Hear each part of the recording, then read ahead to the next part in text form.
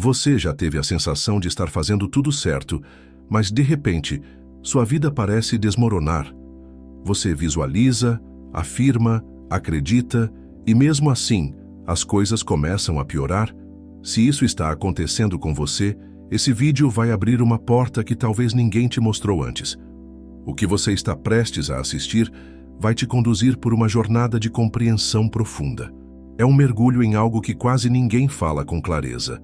O que significa, de verdade, quando as circunstâncias parecem se voltar contra você no exato momento em que você tenta mudar. O caos pode ser um sinal, um convite, e talvez a melhor coisa que poderia te acontecer. Se esse tema já tocou você de alguma forma, já deixa seu like agora. Isso ajuda o YouTube a entregar esse vídeo para quem também precisa ouvir isso hoje. Se inscreve no canal, ativa o sininho e, principalmente, compartilha esse vídeo com alguém que está no meio do caminho e pensa em desistir. Agora respira fundo, porque o que vem a seguir pode transformar não só seu olhar sobre a vida, mas a forma como você se move dentro dela. O paradoxo da manifestação. Por que o caos vem antes da ordem? Existe um momento silencioso, desconfortável e frequentemente mal interpretado que marca a transição entre o velho e o novo. É quando a pessoa já fez tudo o que deveria, mentalizou, visualizou, sentiu. E ainda assim, o mundo externo parece ruir. É comum interpretar esse colapso como um erro no processo, mas talvez ele seja apenas o rompimento necessário com estruturas internas antigas. A mente clama por controle, mas a transformação não responde a essa exigência linear. E é exatamente aí que muitas pessoas desistem, quando estavam mais perto do que pensavam. O universo, ou a consciência, não entrega sempre com suavidade. Às vezes ele reorganiza, e para reorganizar, pode ser necessário desmontar aquilo que você sustentava sem perceber. É como uma faxina que começa pela bagunça. Antes de arrumar, o armário parece pior do que nunca. Mas isso não é uma punição. É um convite para deixar cair o que não sustenta mais sua nova identidade. O paradoxo da manifestação é que o pior pode ser apenas o caminho mais rápido para o melhor, desde que você não reaja como antes. Esse desconforto é, em verdade, um portal. Ele não exige fuga, e sim observação. A pergunta real não é por que isso está acontecendo, mas quem estou sendo enquanto isso acontece. Se você entende isso, começa a perceber que a piora externa não é evidência de fracasso, mas de deslocamento. A velha estrutura interna, ao colapsar, testa sua fidelidade à nova versão de si mesmo. Mas será que essa nova identidade está de fato enraizada? Ou você apenas aprendeu a repetir palavras positivas sem vivê-las? Você realmente mudou ou só decorou o que deveria sentir? Uma das armadilhas mais sofisticadas da autotransformação é a confusão entre saber e ser.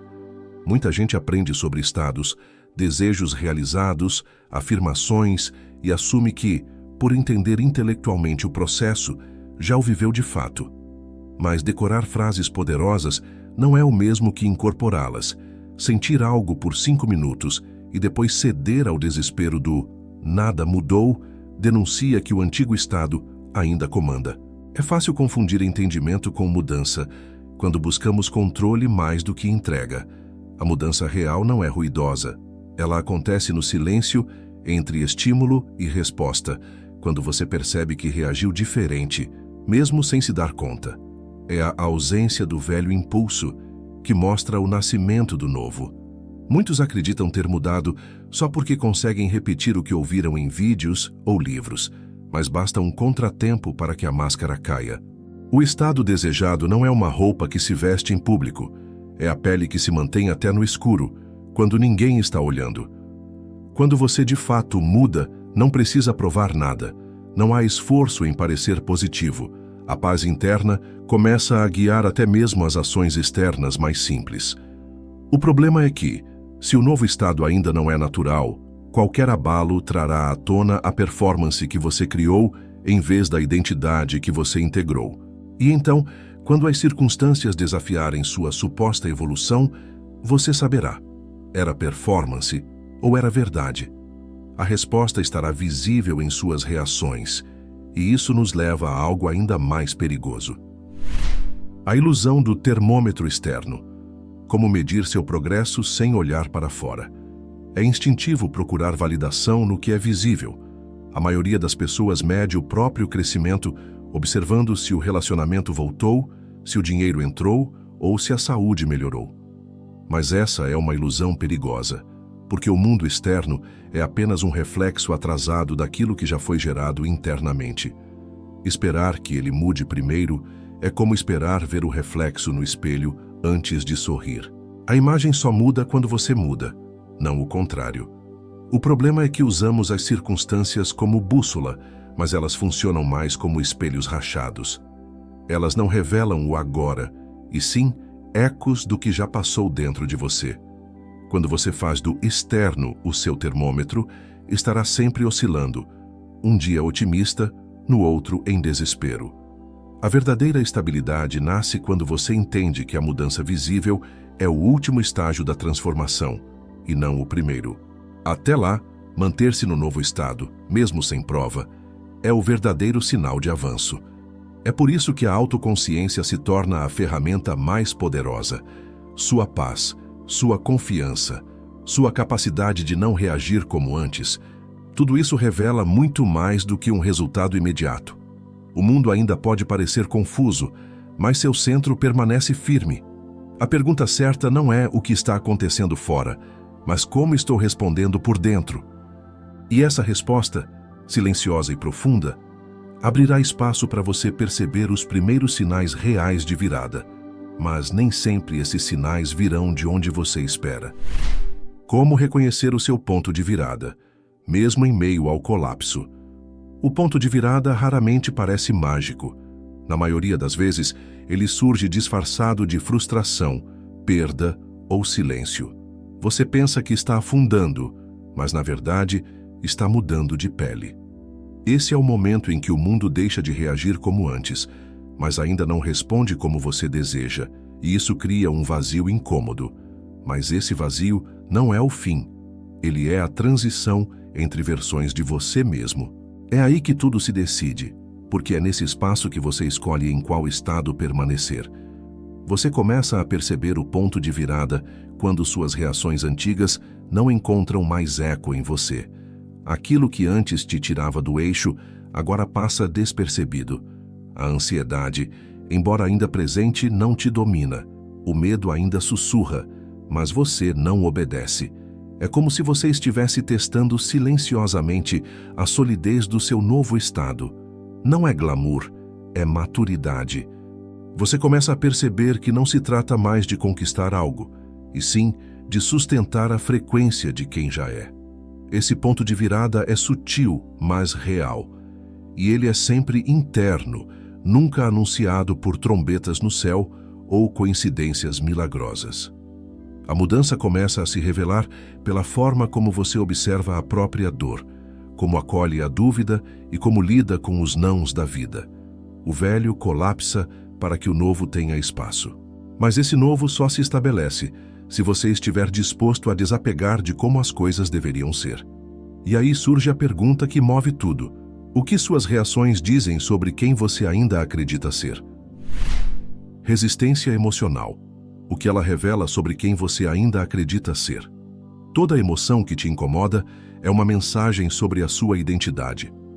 Quando algo externo te fere, dispara medo ou revolta, o que dói de verdade não é o fato em si, é o personagem interno que ainda acredita estar em desvantagem. A resistência emocional é o corpo segurando uma velha história, tentando proteger um eu que já deveria ter sido liberado.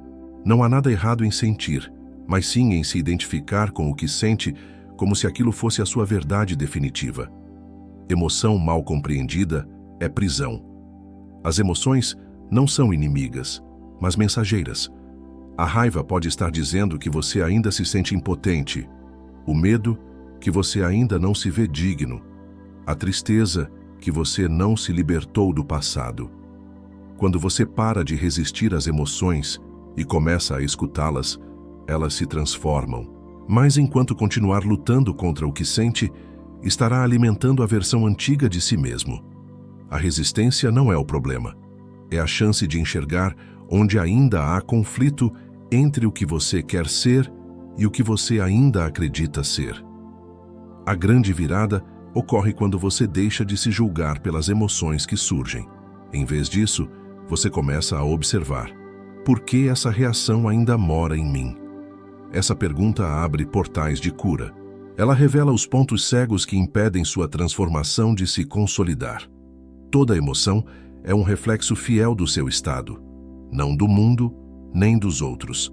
E por isso, quanto mais você se conhece através das emoções, mais percebe que até mesmo as perdas têm uma função invisível. Crises como catalisadoras, o que uma perda, dor ou rejeição está tentando reorganizar dentro de você. Por mais difícil que seja aceitar, muitas vezes a vida precisa tirar para poder dar.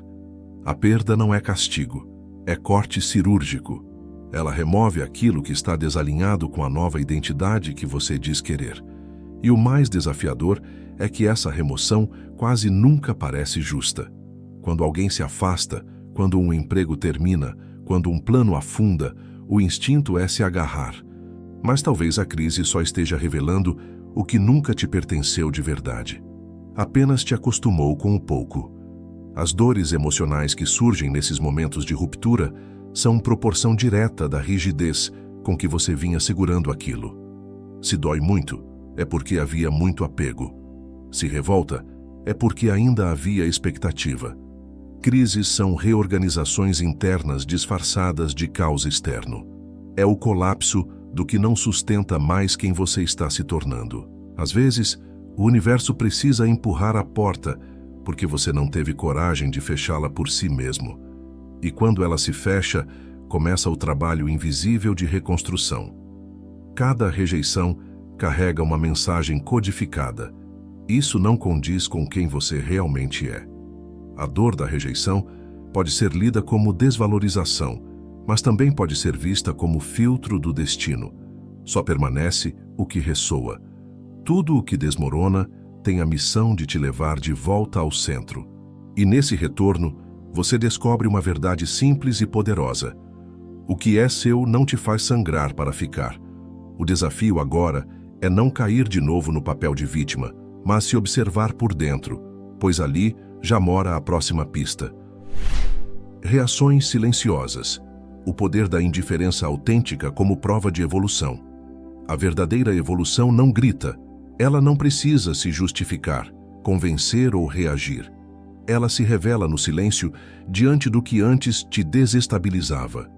Quando algo que costumava te disparar emocionalmente aparece e você apenas observa, sem pressa de corrigir ou interpretar, isso é sinal de uma identidade nova, já enraizada.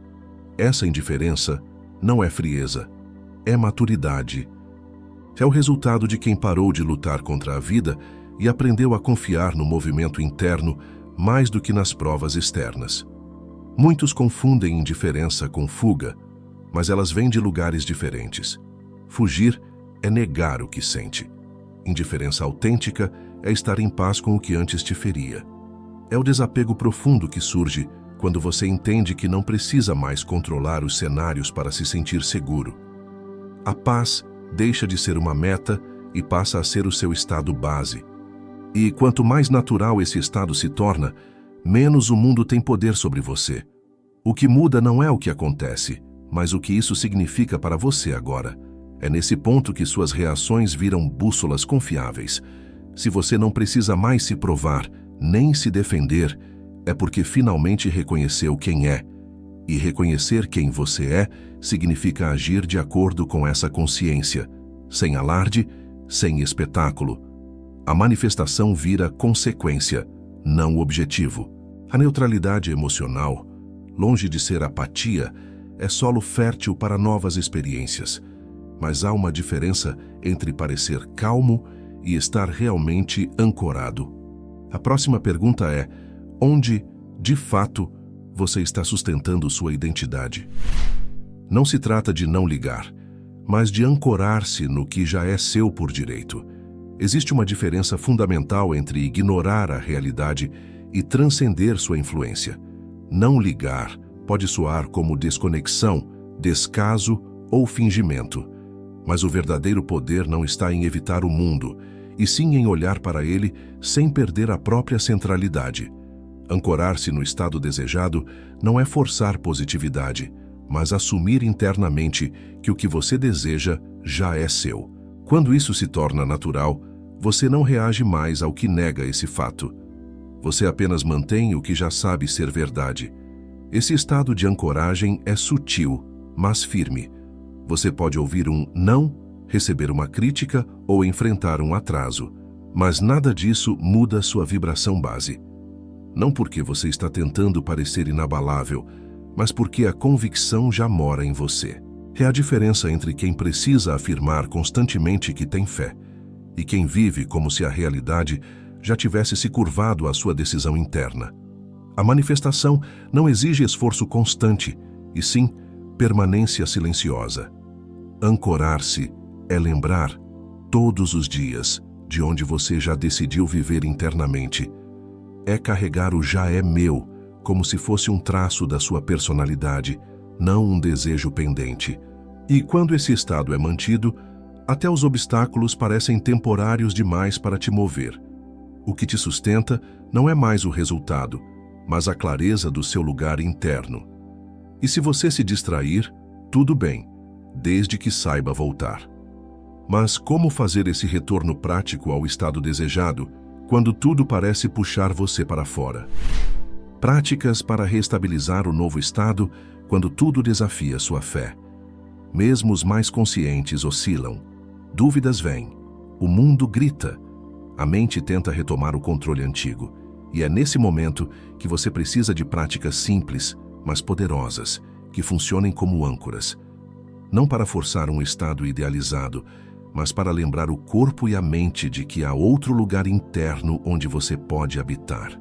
Visualizações curtas, respiração consciente, repetições suaves de afirmações e momentos de presença plena são ferramentas que não salvam, mas sustentam. O segredo dessas práticas está na repetição sem desespero. Você não as faz para que algo mude imediatamente, mas para manter viva a memória do que já é seu por direito. É como manter uma vela acesa durante a tempestade. Um lembrete de quem você decidiu ser. E mesmo quando a fé parece frágil, a consistência de pequenos gestos preserva a vibração que molda sua realidade. Quanto mais você pratica, menos esforço é necessário. A nova identidade começa a se tornar o padrão. É importante lembrar que não existe prática mágica que anule completamente a dúvida, mas existem rotinas de autocuidado interno que te ajudam a não se perder de si. E com o tempo, esses hábitos criam um campo de estabilidade que não depende mais de reforço externo. O externo ainda pode provocar, sim, mas não define mais. E quando essa segurança interna se consolida, o que antes era esforço vira natureza. É nesse ponto que a vida deixa de ser uma batalha e passa a ser um reflexo. Mas para que isso se mantenha, algo precisa mudar mais profundamente. Ferramentas práticas para sustentar o novo estado, mesmo em meio ao caos. A primeira ferramenta é a respiração consciente com ancoragem emocional. 3 vezes ao dia, feche os olhos por 1 minuto e respire profundamente enquanto afirma: eu já sou quem vive isso agora. Sinta no corpo a vibração daquilo que deseja. Deixe a respiração te conectar com esse estado. Não tente sentir algo mágico, apenas permita-se parar e lembrar. Essa pausa simples interrompe o ciclo automático de reação e te reposiciona no centro. Outra prática é a repetição compassiva de afirmações chaves em voz baixa. Escolha uma frase curta, direta e verdadeira para você. Algo como: está tudo se organizando a meu favor. O que é meu me encontra. Ou: eu confio em quem estou me tornando. Diga isso em momentos neutros, como durante o banho, caminhando ou antes de dormir. Evite repetir com urgência ou desespero. O tom deve ser de quem relembra, não de quem implora. Isso muda tudo. Por fim, crie o hábito de manter um diário de reações. Nele, anote diariamente: como reagi hoje às situações que testaram minha fé? Ao escrever, observe se a reação foi a do velho eu ou do novo. Sem julgamento, só reconhecimento. Esse diário te ensina a ver padrões, fortalece sua autoescuta e reforça o estado que você quer manter. Essas 3 práticas, respiração, afirmação e escrita, são simples, mas se feitas com consistência, viram pontes internas para o seu verdadeiro estado. E com essa base, fica mais fácil deixar de lutar com a vida. Reescrevendo sua resposta à vida. O que muda quando você para de lutar com o que acontece? Lutar contra a vida é o que fazemos quando não confiamos em quem estamos nos tornando. É a tentativa de controlar o imprevisível, de consertar o mundo externo antes de organizar o mundo interno. Mas a grande virada acontece quando você troca o esforço por presença. Não é passividade, é clareza. É perceber que não precisa mais se debater com as ondas, porque agora aprendeu a surfar por dentro. Quando isso acontece, a vida deixa de ser ameaça e vira diálogo. Mudar a resposta interna diante dos eventos transforma tudo. A dor ainda vem, o atraso ainda chega, o não ainda aparece, mas eles não te deslocam mais da sua essência. Você ouve a vida com ouvidos novos.